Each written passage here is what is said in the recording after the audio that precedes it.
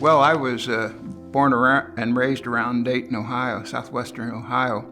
But the really defining point was in about 1953. I asked my father if he would buy me a police radio so I could listen to police calls. He bought a used Helicopters, the manufacturer of shortwave radios. That was my start. All the radio systems that we know, your Bluetooth device in here, all the systems use radio spectrum. So there's a whole lot of uses of spectrum, but they all have to share this limited resource. It's not just cellular, it's also radar and other scientific uses of the spectrum too that we're talking about. I started out sort of being a traditional sort of engineer, worried about designing circuits, and that kind of got boring, and I wasn't particularly good at it. What I'm really interested in is the sort of systems engineering and at the policy level, who gets to decide whether these can be put on the air or not. So that led me into getting involved in the regulatory side and the policy side, because that's sort of the ultimate. There was something called the Central Radio Propagation Laboratories. I was sort of hired on the spot. I was doing that sort of technical systems work. A colleague of mine got a job in the White House. This was at the time of the open skies. This was the first start of satellite. They were doing a study of whether we could have competition in satellites or not. There was a guy there at what was called the Office of Telecommunications Policy in the White House that then said, can you help us out? I ended up then getting involved in Washington, the policy stuff. Dick Wiley, chairman of the commission, borrowed me from OTP essentially to come over and help him.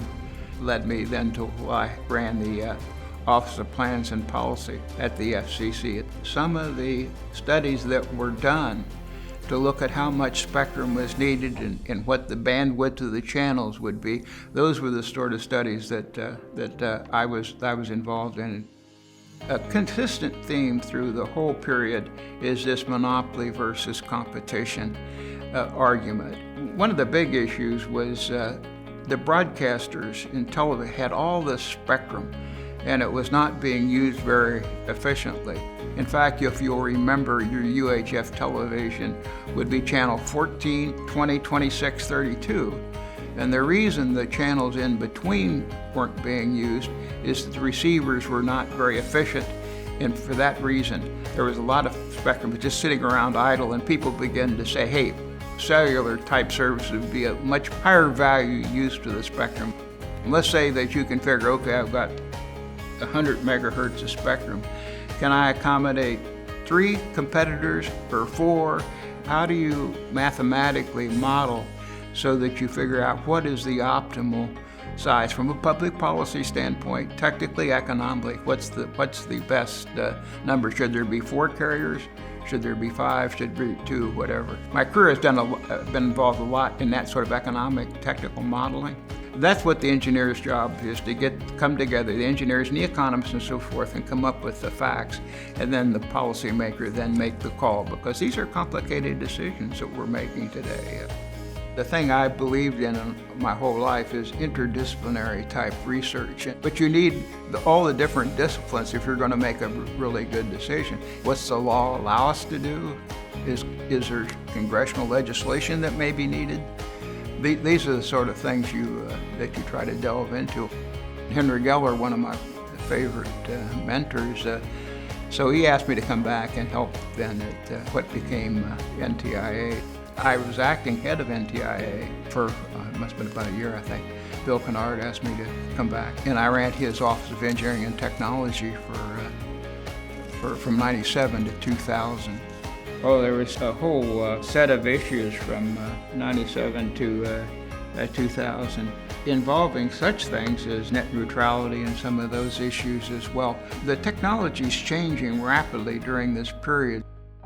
My heart's always been in Colorado, so I returned to Colorado, and I did some consulting work. I taught at the University of Colorado in a couple capacities, in the engineering school and in the law school. The most intriguing area, if you think about it right now, look at what happens that's happening in space. Think about it, there's going to be radio stations on Mars. You have commercial travel. How are we going to control the interference, for example? How do you go about sorting that out? It requires sciences, engineering, economics. It requires all of that. What a wonderful opportunity for a young person in a whole new field.